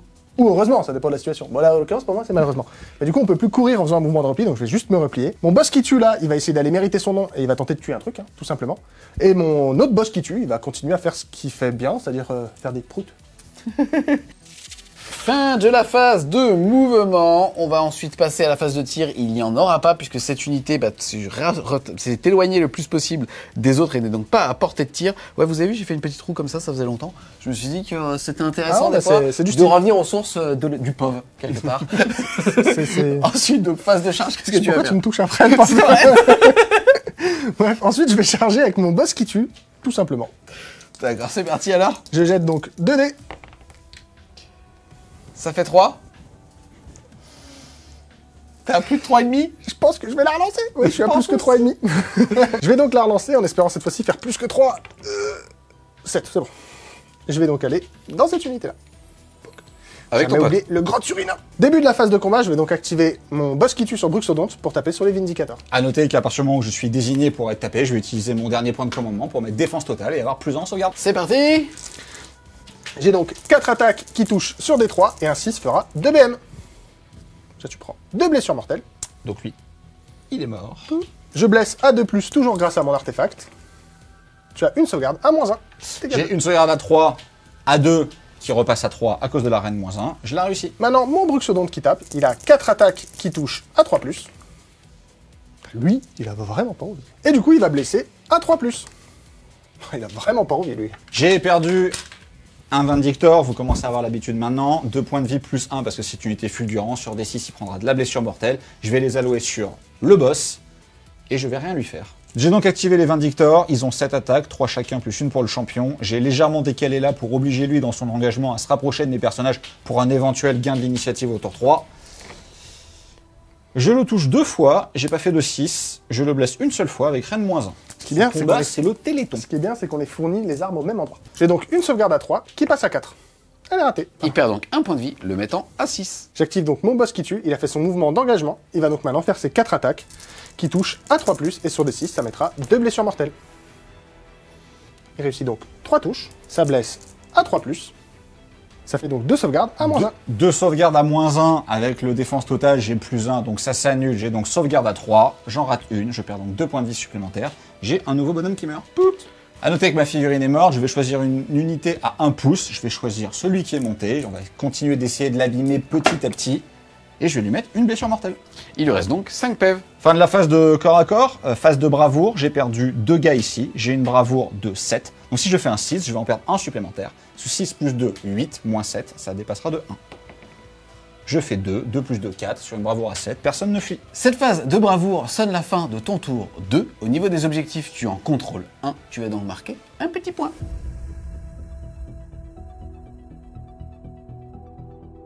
Début du round 3. Pour l'instant, le score est de 10 à 6. Là, ça va être de nouveau une priorité, un jet de priorité, et le gagnant pourra choisir de commencer ou pas le tour, à savoir que comme d'hab, s'il le fait, il aura un PC de moins que son adversaire. C'est parti! Et voilà, 6. Et ça fait 2 pour Pride et 5 pour Tim. Tim, tu peux choisir ou pas de prendre la priorité. Je vais la prendre. D'accord. Attention, t'auras un PC de moins. Ouais, non, mais là, je sais pas pourquoi, ça me dérange pas tant que ça. Je pense que je vais pouvoir gérer. Début du premier tour 3, c'est-à-dire le tien. Déjà, vous allez tous les deux à la phase de héros gagner un petit PC. Et comme vos généraux sont tous les deux sur la table, vous allez gagner un deuxième PC. Sauf que toi, comme tu étais le joueur numéro 2, petit avantage de 7 vers 3, tu vas en avoir 3. Ensuite, qu'est-ce que tu vas faire? Ensuite, moi, je vais utiliser l'action héroïque de mon boss qui tue. Je vais choisir de régène. Donc, comme les tours d'avant, je vais jeter 2 dés. Si je fais égal à sa bravoure, je soigne 1 point de vie. Si je fais moins que sa bravoure, je soigne des 3 points de vie. Je fais 4, je vais donc soigner des 3 points de vie. Et je vais récupérer 2 PV. Il lui en reste donc 7. Moi, je vais continuer avec l'action héroïque, toujours la même avec le Vexilor. Sur 4+, je vais récupérer un point de commandement supplémentaire. Je vais la rater. A noter également qu'au début du tour, je vais utiliser un des points de commandement que je viens de générer. Il m'en reste donc plus que 2 pour utiliser l'aptitude ralliement sur les Vindictors qui sont là. Il y en a 3 qui sont morts. Je vais jeter 3 dés. Et sur chaque 6, il y en a un qui va ressusciter. Vas-y. Ah, gentil. Oh. Stable. Stable. J'en récupère donc 1. Ma tactique de bataille pour ce tour, ça va être de réussir à voler un objectif qui était contrôlé par mon adversaire, donc ici Pride. Et je vais tout simplement tenter de reprendre celui-là. Pour 2 points de victoire. Pour 2 points de victoire. On continue la phase des héros avec mon chaman qui va tenter très magique. C'est donc à 5+. Ça réussit. Paf. Ici, il est à plus de 30, tu vas donc pas pouvoir le dissiper. Je vais continuer la phase de héros avec mon boss qui tue à pied, qui je rappelle grâce à son artefact est un sorcier. Il va pouvoir lancer le sort du livre de base qui lui permet de gagner +1 en dégâts sur ses armes de mêlée. Le sort passe à 4, il passe. Je suis à moins de 30 pouces avec mon chevalier Arcanum. Je vais donc tenter de le dissiper. Je vais faire 5 et donc je vais le dissiper. Début de la phase de mouvement, je vais donc activer le trait magique et je vais viser nos amis Annihilator ici. Il va donc prendre une seule BM, puisqu'il a plus de 3 pouces, et ça va donc faire... On continue la phase de mouvement. Là, c'est assez serré, puisque je suis derrière en termes d'objectifs. C'est un tour où je peux réussir à scorer beaucoup. Il va falloir qu'avec mon chaman, j'arrive à rentrer dans l'objectif ici pour lui voler et donc marquer littéralement 4 points à lui tout seul. 1 point, puisqu'il contrôlera un objectif. 1 point de plus, puisque ça me permettrait d'en avoir plus que Pride, parce que j'en ai déjà 1. Et 2 points, puisque c'est ma tactique de bataille qui est de voler un objectif qui appartenait à Pride. Donc c'est vraiment un mouvement là qui est important. D'ailleurs, à la phase de mouvement, je suis un peu bloqué. Je pourrais choisir de prendre des risques avec les Hobgrottes, mais je suis pas sûr que ce soit fondamentalement une bonne idée. Donc je pense qu'ils vont turtle sur l'objectif. Et eux, bah, ça s'appelle des boss qui tuent. Ils vont essayer de mériter leur nom et d'enfin tuer quelque chose. Fin de la phase de mouvement, mon chaman a donc réussi à rentrer dans l'objectif. J'avais fait une course à 4. Les Hobgrottes, comme j'ai dit, ne vont pas bouger, ce qui fait qu'ils ne sont pas à portée de tir. Il n'y aura donc pas de phase de tir non plus. Il n'y a pas de phase de charge. On va directement attaquer avec la phase de combat. Phase de combat, je vais activer mon boss qui tue et je vais taper sur les Vindictors. Comme je suis ciblé et que la priorité me revient, je vais utiliser comme d'habitude défense totale en utilisant un point de commandement. Il me reste donc plus que 1 pour avoir plus en sauvegarde. J'ai donc 4 attaques avec le boss qui tue, qui touche sur du 3+. Un 6 va faire 2 blessures mortelles. Tu subis donc 2 blessures mortelles. Lui, il est mort. Poup. Qui blesse sur du 2+, grâce à l'artefact. Tu as donc 2 sauvegardes à -1. De sauvegarde à 2, donc -1 qui repasse à 3. J'en ai donc un autre qui meurt. Poup. Je vais donc ensuite faire taper la monture, le Broxodonte. Je crois à toi. Donne tout sur des 3+. Il est colère. Ça fait donc 4 touches. Ici, les 6 ne fonctionnent pas, puisque l'aptitude s'applique que sur les armes du bonhomme. C'est ça, c'est précisé que ça n'affecte pas les montures. Sur du 3+ pour blesser. Tu as donc 3 sauvegardes à -2. 3 sauvegardes à 2 qui passent donc à 4. Ouh, c'était dégâts 2, donc de toute façon, ça faisait 6 PV. Poup, poup, poup. Ici, à l'activation, tu as eu 3 morts. Tu vas donc jeter 6 dés plus 1 par figurine, soit 9 dés au total. ça fait plaisir. Et on va essayer de faire 6-6 et de tuer le kill boss.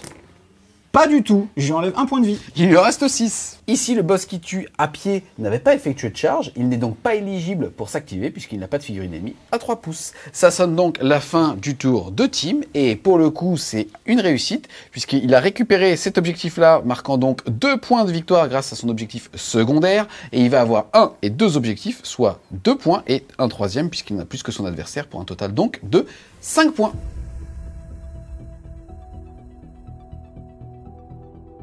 Début de mon tour 3, je vais donc générer un nouveau point de commandement parce que mon général est sur le champ de bataille. Mon action héroïque va toujours être de tenter avec le Vexilor sur 4+, d'en avoir un autre. Il les a bien réussi au début, après il s'est calmé. Hein. Moi, en action héroïque, je vais pas changer, une équipe qui gagne. Hein. Je vais tenter de soigner mon boss qui tue sur Broxondonte. Sur du 7. Sur du 7-, C'est vrai. c'est réussi. Des 3 PV. Donc je récupère des 3 PV, je récupère 3 PV. Il lui reste 9. Donc il a perdu 1 PV au total. Je vais utiliser le point de commandement que je viens de générer pour lancer l'aptitude ralliement en début de ma phase de héros. Sur les 2 annihilateurs qui sont là-bas, je peux le faire parce qu'il me reste le sergent. Je vais faire confiance à mon bon ami Ivy qui va me taper le bon double 6 des familles. Le premier. Ouf. Et J'ai le pris deuxième. 6. Et non. Désolé. Cet homme est décevant. Pour continuer la phase de héros, je vais lancer un sort avec mon chevalier Arcanum. Je vais lancer le sort qu'elle a appris avec les optimisations, à savoir arme enflammée. Ça va passer sur un 4. Ça passe donc. Moi, je vais tenter de dissiper avec lui, qui est donc un sorcier. Il te faut donc plus que près, c'est-à-dire un 9. On y croit à fond. Magie orc. Pas du tout. Elle aura donc plus 1 en dégâts. Et enfin, ma grande stratégie sera à mon tour d'essayer de reprendre un objectif qui m'a été pris par Tim. Fin de la phase de mouvement, l'annihilateur qui était beaucoup trop loin pour tenter autre chose avec son mouvement de 4 a donc fait une course pour se rapprocher du chaman sur un éventuel double tour. Les Vindictors qui sont là n'ont pas couru. À 3, ils rentrent déjà dans l'objectif, donc je vais le reprendre. Maintenant, j'ai pas couru pour assurer une charge potentielle sur le chaman qui est là. Les Praetors se sont rapprochés et j'ai vraiment hésité entre fuir avec mon général, sachant que c'est sa grande stratégie qui vaudrait 3 points à la fin de la partie s'il arrive à me tuer. Ou alors arrêter d'être un peu stable, être un peu courageux et tenter de charger avec tout pour essayer de tuer les 2 abominations. Mais un peu fier quand même. Je vais essayer de ne pas m'enfuir et on va tenter de charger avec tout. À noter que tout le monde sera à portée de la bannière. Je pourrai donc relancer toutes mes charges. Du coup, fin de la phase de mouvement, je voulais utiliser l'aptitude de commandement qui me permet de déplacer avec mon chaman pour être stable et m'éloigner des combats. Malheureusement, Pride est un tout petit peu plus que 9 pas, je ne peux donc pas m'en servir. On va donc rentrer dans la très brève phase de tir. Mon Lord Imperator va tirer sur le petit, parce que j'ai quand même plus de chances de tuer le petit. Il va faire 3 tirs. Sur du 3. Sur du 3. Qui blesse sur du 3. Tu as 2 sauvegardes à Rennes -1. J'ai donc 2 sauvegardes à 3+, qui passent à 4+. Et ça tank. On va donc rentrer en phase de charge. Donc, on va commencer par la charge des Vindictors. Comme on l'a dit, ils sont à plus de 9. Il faut donc que je fasse 9 sur les dés. Et je fais 9 sur les dés. Ensuite, lui va charger.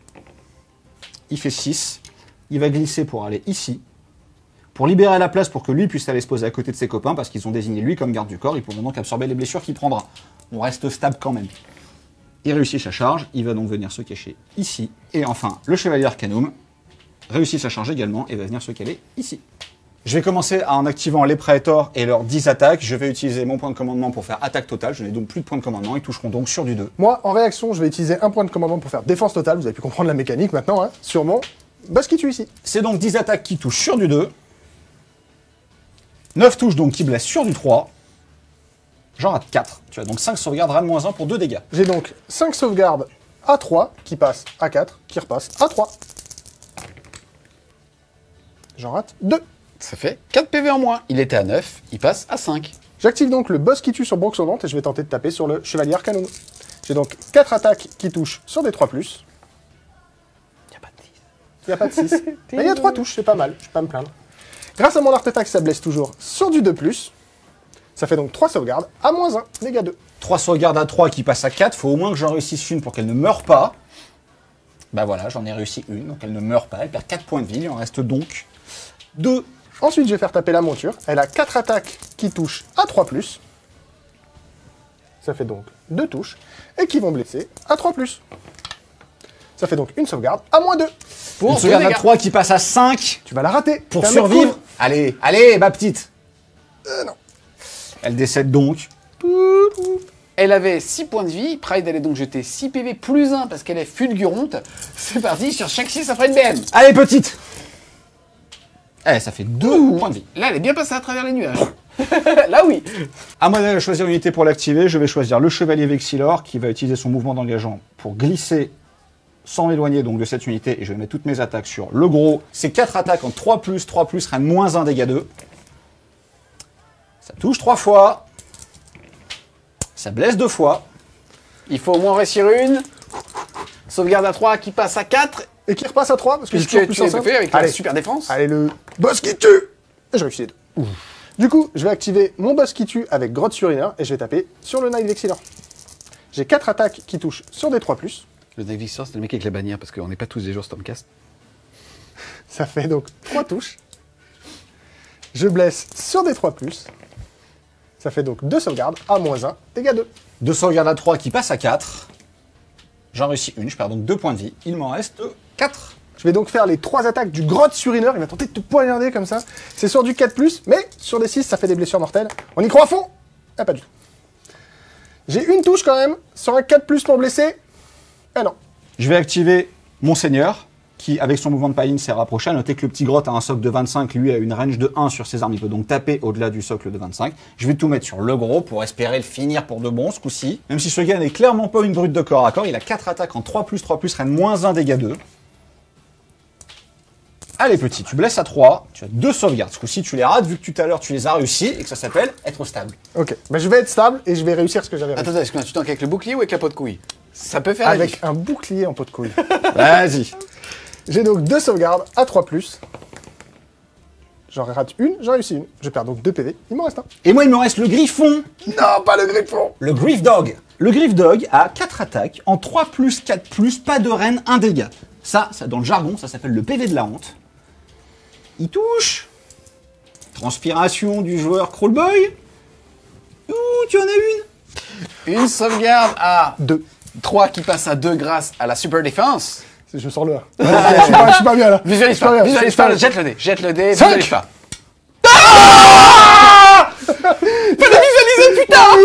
Ça n'arrive pas qu'à moi. Ça n'arrive pas qu'à moi. J'espère qu'il n'y aura plus. Tu danses très bien. Je pense très mal, mais c'est pas grave. C'est à la fois une belle mort et une mort dégueulasse.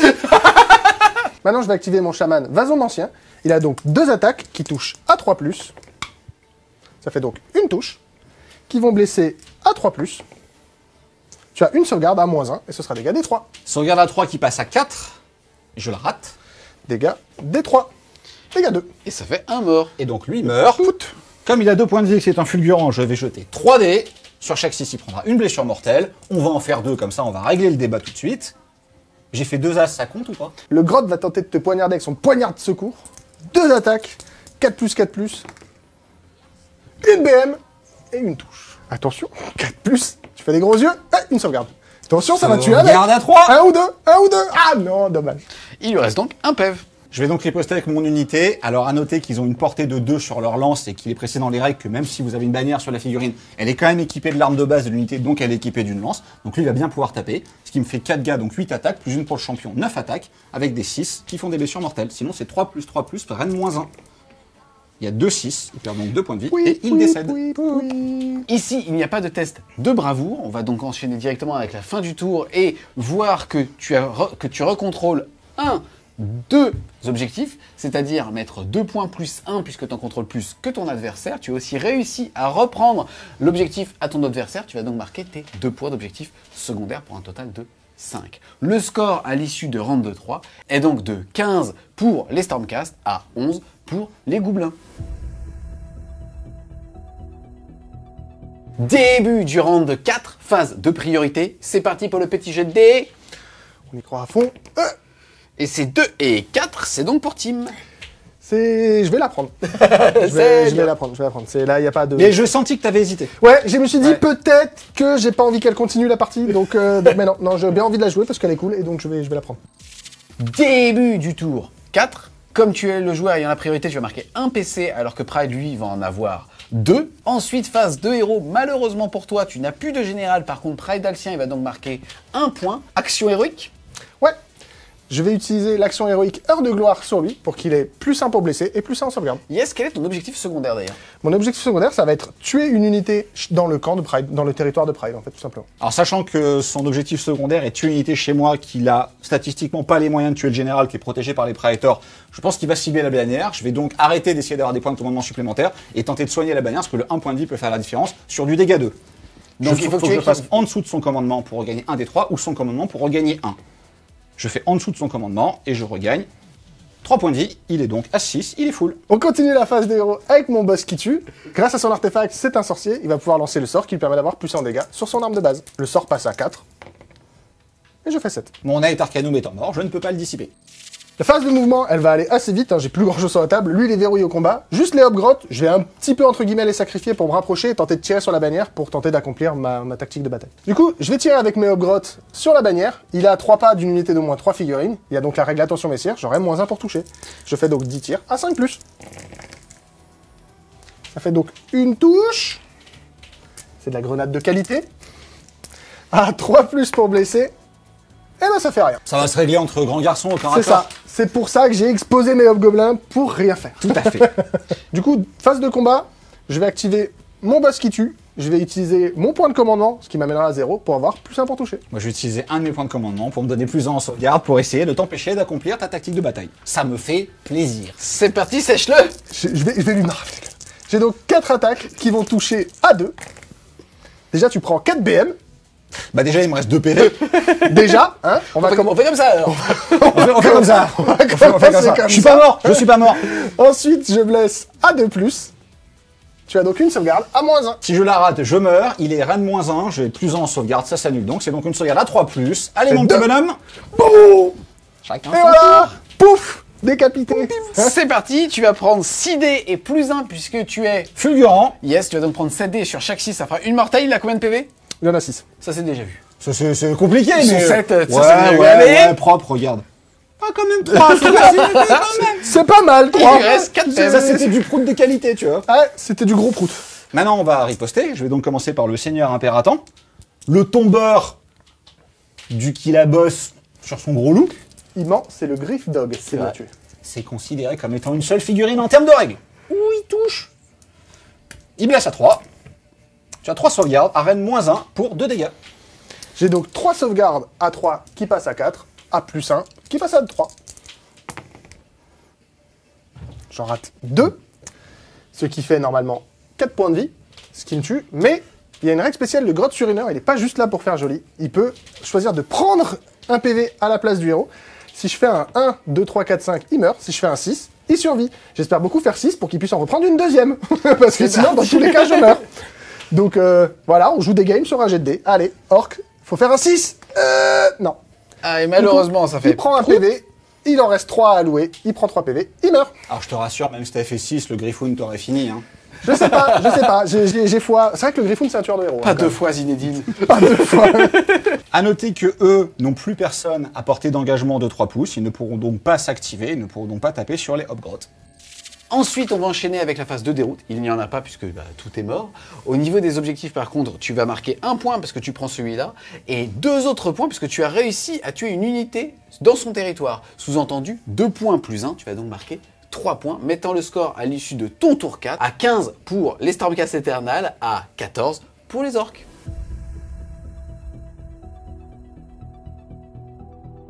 Début du tour 4 de Pride. Déjà, phase de héros, comme ton seigneur de guerre est toujours sur la table, tu vas marquer un PC supplémentaire. Tu vas donc être à 3. Toi, Tim, malheureusement, non. J'ai même plus de héros pour faire une action héroïque. J'ai plus rien. Comme j'ai il plus est rien. grand stratège sur 5+, il va m'en donner un autre. C'est raté, j'ai fait 4. À noter que j'ai pas utilisé l'action héroïque pour tenter de générer un point de commandement, j'en ai largement assez. Par contre, je vais faire heure de gloire sur mon seigneur, le but étant de frapper le plus fort possible dans nos amis hobgrottes. Tu auras donc plus un Plus bon un. blessé. Et plus en sauvegarde. En début de phase de héros, comme j'ai trop de points de commandement et que ça me fait marrer, je vais en utiliser un pour tenter l'aptitude ralliement pour permettre à Juju de s'amuser un petit peu dans cette game. Sur les annihilateurs qui sont là-bas, je vais donc lancer 2 dés. Sur chaque 6, je vais en ressusciter un. C'est parti, je vais pouvoir jeter 2 dés à la place de Pride et sur chaque 6, ça sera un debout. Top. Ça en fait 1. Mais quand l'unité coûte plus de 200 points, c'est toujours rentable. En termes de mouvement, ça va être assez rapide. Les unités qui sont là n'auront pas le temps de toute manière de revoir le champ de bataille. Ils vont donc simplement rester sur place. Ces unités se sont approchées au maximum, donc à 3 pouces, pour pouvoir faire des phases de charge. À noter que lui va simplement tirer avec son super bâton. Des 6 tirs, un tir, à 3+. Ça blesse à 3. Voilà, c'était le super bâton. On va donc maintenant passer à la phase de charge, sachant que mon adversaire n'a plus de points de commandement, il ne pourra pas faire libérer les enfers. Je vais donc charger avec mes 2 unités. On va commencer par le seigneur, qui va réussir une très jolie charge. Tu fais pas rire quand tu charges. Et les prétors, qui vont réussir leur charge également. Début de la phase de combat, je vais activer les prétors d'abord. Je vais utiliser un de mes 2 derniers points de commandement pour leur mettre plus 1 pour toucher. Ils ont donc 10 attaques qui vont toucher sur du 2. Moi, je ne vais pas utiliser de point de commandement parce que j'en ai plus pour ne pas me donner plus en sauvegarde. Et ça blesse sur du 3. Tu en as 5 à reine -1 pour 2 dégâts. Je n'ai donc plus de sauvegarde, je perds donc 10 PV, et comme je l'avais call, les Praetors ont suffi. C'est ma victoire dans cette partie. Ce corps à corps sonne la fin du tour. et aussi de la vie des orques, tu vas marquer de nouveau 5 points, 3 puisque tu contrôles au moins 2 objectifs, un troisième parce que tu contrôles plus que ton adversaire, et 2 supplémentaires puisque tu as réussi à accomplir ton objectif secondaire, 5 au total. La game va s'arrêter donc ici à l'issue du round de 4 avec un score de 20 pour les Stormcast à 14 pour les ours. On se retrouve les Wargamers à l'issue de cette petite partie d'initiation, en tout cas avec ce qui est fourni dans la boîte Dominion. Déjà, bien joué, surpris, parce que encore une fois, ça joue, il y a beaucoup de figurines. Certes, on n'est pas sur la boîte de base, mais on est sur une boîte de lancement de version. Et on le voit, avec 1070 points au minimum, on va dire, pour l'une des 2 factions, parce que les Stormcast montent à 1300 et des boulettes. Jouer justement l'héroïne Stormcast pour ramener tout ça à 1070 points. Et ça joue, hein. Je commence par toi, qu'est-ce que tu as pensé justement de cette partie, des sensations par rapport au PC, par rapport au fait de jouer en réaction? Je trouve ça très appréciable en fait dans une phase de héros, de dire à son adversaire « et toi ?» Ouais, je trouve la version extrêmement agréable. C'est parce que tu as gagné? Et pas que. Parce que les autres parties que j'ai faites de test, je les ai perdues et je trouve quand même la version super agréable. La génération de CP, le fait que t'en aies beaucoup, le fait que tu joues en réaction, le fait que t'as énormément de choix à faire. Alors là, on n'avait pas de monstres, mais t'as des choix à faire sur les monstres, t'as des choix à faire sur les héros, quelles unités va recevoir, quel ordre, à quel moment, quelle aptitude de commandement tu vas lancer, etc. Il y a vraiment énormément de choix. Plus de micro-gestion, parce que mine de rien, les tables sont plus petites. On a vu que les coûts en points avaient augmenté pour beaucoup d'unités, donc on a des armées qui sont un peu plus petites. C'est super intéressant. Là, faut savoir qu'on a joué sur une table qui fait 60 par 44, ce qui normalement est une grande table, c'est-à-dire la taille quasiment maximum quand on joue jusqu'au format 2000 points, alors que avant historiquement en V2, quand on jouait en 1000, on jouait par une table de 48 par 48. Justement, un carré pour équilibrer un petit peu. Là, on a vraiment utilisé Strixo Sensu, ce qu'il y a dans le livre de règles, et je trouve que ça fonctionne super bien. Ouais, on s'est pas senti trop large. C'est vrai que si on jouait sur une grande table avant à 1000 points, on avait l'impression d'avoir beaucoup trop d'espace, on savait pas où mettre ses figues. Là, mine de rien, on a quand même utilisé tout l'espace et c'était agréable. Yes, et en fait, le format de 44 par 30 est fait pour être joué, recommandation en tout cas Game Workshop, jusqu'à 750 points. Toi, là, je continue aussi par rapport déjà au Stormcast, le fait de pouvoir traverser les éclairs quand tu meurs et ainsi exploser et faire des BM, et aussi, mais justement, cette nouvelle chambre, qu'est-ce que tu en as pensé? Bah, c'est la dernière chambre à la mode, donc elle est globalement assez forte, hein, quand on voit quand même les Vindictors qui sont la nouvelle ligne. Au début, on avait les Liberators. Après, on a eu les Sequitors quand la chambre sacro-sainte est arrivée, la chambre Fulgurant est arrivée, ils sont encore au-dessus. Parce que quand on voit leurs coups en points, par exemple, par rapport à ceux des Liberators... Parce que le fait qu'ils peuvent revenir maintenant avec des ordres génériques... Ils ont une Salva 3 native, ils sont en 3+, Reine -1, ils font des BM pour toucher, ils te font même le café si tu leur demandes gentiment. L'équilibre de la boîte, je pense qu'on est assez d'accord pour dire... Est-ce qu'ils portent un kilt? Non, il ne porte pas de kilt. Après, c'est un hommage à Mister Hammer. Sois gentil avec mon seul pantalon coloré, s'il te plaît. Je me permets de t'interrompre sur les Vindictors, mais je trouve ce qui est intéressant, c'est qu'effectivement, ils sont encore meilleurs que les Sequitors, qui étaient même meilleurs que les Liberators. Mais en fait, ça crée maintenant qu'il y a une troisième option, un vrai choix, puisqu'on en a parlé. C'est vrai qu'il y a une différence de points de 50 points, en fait, littéralement, entre un Liberator, une unité Liberator et une unité de Vindictor. Donc oui, ils sont vraiment meilleurs, mais ils sont vraiment plus chers aussi. Ils sont presque 50% plus chers. Parce que si tu prends 3 unités de Vindictor par rapport à 3 unités de Liberator, tu perds 50 points, donc tu perds un héros. Et donc du coup, c'est un vrai choix. Est-ce que je prends des lignes pas chères qui sont les Liberators, ou est-ce que je prends des bonnes lignes qui sont les Vindictors? Après, ce qui est super intéressant, c'est le système de scoring aussi. Parce que sur chaque tour, on s'arrange pour marquer 5 points. Il n'y en a que 3 qui viennent de ce qu'on appelle les objectifs primaires. Il y a la tactique de bataille qui est très importante. Il y a la grande stratégie aussi, mine de rien, 3 points à la fin. On n'a pas parlé là, mais on n'a pas parlé. Mais 3 points supplémentaires. Voilà, parce que j'ai réussi à pas mourir avec mon général et à tuer le sien avec mon Griffund. C'est stable. Donc, mine de rien, le système de scoring est quand même beaucoup mieux qu'avant, parce que ça fait des parties qui sont moins binaires et tu n'as pas besoin aussi de contrôler tous les objectifs. Je me permets, Pride. Bienvenue dans un vrai jeu de scénario. Donc ça, c'est quand même vraiment bien. Après, encore une fois, beaucoup de choix. L'équilibre de la boîte, je pense, penche quand même un peu plus vers le Stormcast. Alors évidemment, il faut enlever Indrata pour avoir une partie qui est à peu près équilibrée. La mettre, c'est clairement une auto-win pour les Stormcast. Même si vous enlevez 300 points à côté, elle est quand même vraiment très forte. Après, il y a quand même beaucoup de tanking et beaucoup de fiabilité au niveau des Stormcast. Tout est à 3+, on a des bonnes sauvegardes. Je pense que c'est assez difficile pour les Kruleboy. À voir à 2000 points, effectivement, si tu rééquilibres un peu ça, ce que ça va donner. Je te pose exactement la même question. En fait, toi, là, contre les Stormcast, déjà, premier ressenti, et général aussi des Kruleboy, qu'est-ce que t'en as pensé? Bah du coup, le ressenti contre les Stormcast, effectivement, ça meurt pas. Hein. On tape dessus, on galère à faire les sauvegardes. T'as vraiment pas craqué au niveau des 6 explosifs qui font de la BM aussi. C'est vrai qu'il y a la possibilité de l'armée de faire des BM, mais c'est ce que j'allais venir, en fait, sur l'équilibre de la boîte. Je pense que par rapport au Nighthaunt, où là, c'était la faction Nighthaunt que je trouvais vraiment moins forte que la faction Stormcast, là, il y a des unités qui ont quand même de la valeur. Les arbalétrés, bon, on n'a pas pu les voir parce que je les ai placés au mauvais endroit, ils se sont fait couper en deux par une charge de bouclier. Mais les arbalétrés sont vraiment bons, ils peuvent mettre de la blessure mortelle à distance. Même l'unité de ligne, qui est les éventreurs, qui est vraiment bonne. En fait, j'ai juste un problème, moi, avec les Hobgrottes, qui sont un bon screen, je dis pas, mais à 1000 points, mais ça représente vite beaucoup de ton armée et ils font pas grand-chose. Mais je pense qu'en changeant les unités, en mettant plus d'arbalétriers, plus de Hobgrottes, tu vas réussir à faire des choses très sympas qui t'a monté, justement, à utiliser des points, comme tu disais, pour améliorer tes unités et la faire passer à 20 Hobgrottes, enfin 20 éventreurs, pardon. Pour revenir sur ce que disait Pride, Dans la boîte, les Stormcast sont un peu au-dessus, mais je pense que la faction a encore Crude Boys a quand même pas mal d'outils pour faire des trucs sympas. À noter que les Cruel Boys, ils sont au Rook War Clan, on le sait Ouais. aujourd'hui, voilà. Ils sont Donc au en fait, Rook War ils ont Clan. aussi beaucoup de choses à aller chercher C'est ça. en Bivouac ou dans le Battle. C'est marqué dans leur charte d'unité, et ça c'est un autre aspect de la partie, ou sur la V3 que moi je trouve vraiment cool. Là effectivement dans la partie on a l'impression qu'on fait un peu de ping-pong, je mets plus un toucher, je mets plus un save, parce que pour l'instant on a que ces aptitudes-là. Pour l'instant on a que ces aptitudes-là, faut bien réaliser qu'on joue deux armées qui n'ont pas de BT pour l'instant, parce qu'on a joué avec le contenu de la boîte, que les héros n'ont pas d'aptitude de commandement, puisque c'est des petits héros, ou alors ça sous-entendrait que la plupart des aptitudes de commandement seront dans le livre. On ne sait pas s'il n'y aura pas d'action de commandement, de réaction dans le livre, vu qu'on est une armée un peu sournoise, est-ce que je peux interrompre ton attaque? D'objectifs secondaires. Voilà, d'objectifs secondaires, des choses comme ça.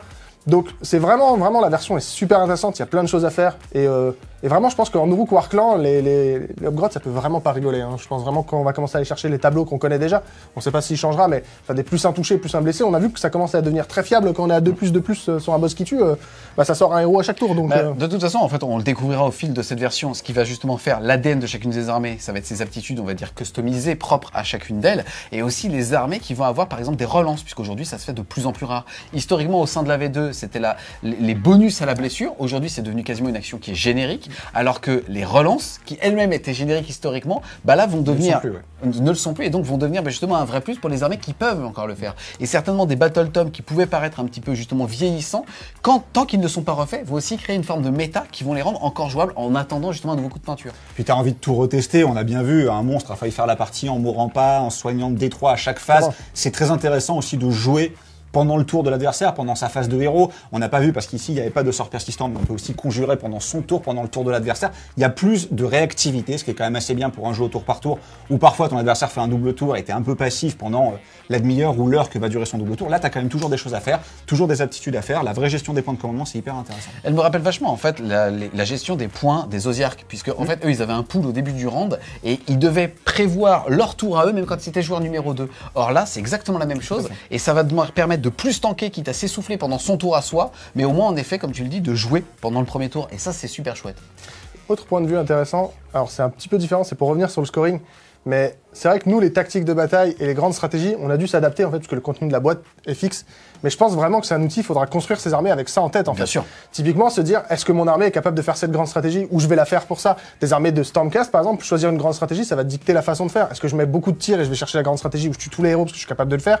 Une armée Caradon, une armée Stormcast. Est-ce que je vais jouer des gros packs pour pas être sortable Voilà, aussi est-ce que je vais sortir une gros pack parce que comme ça j'aurai une unité de ligne présente à la fin de la bataille? Est-ce que je vais jouer des généraux immortels comme ça il pourra pas me le tuer? Enfin vraiment, et pareil pour les tactiques de bataille puisqu'on les connaît, elles sont fixes, ok on en choisira à chaque tour.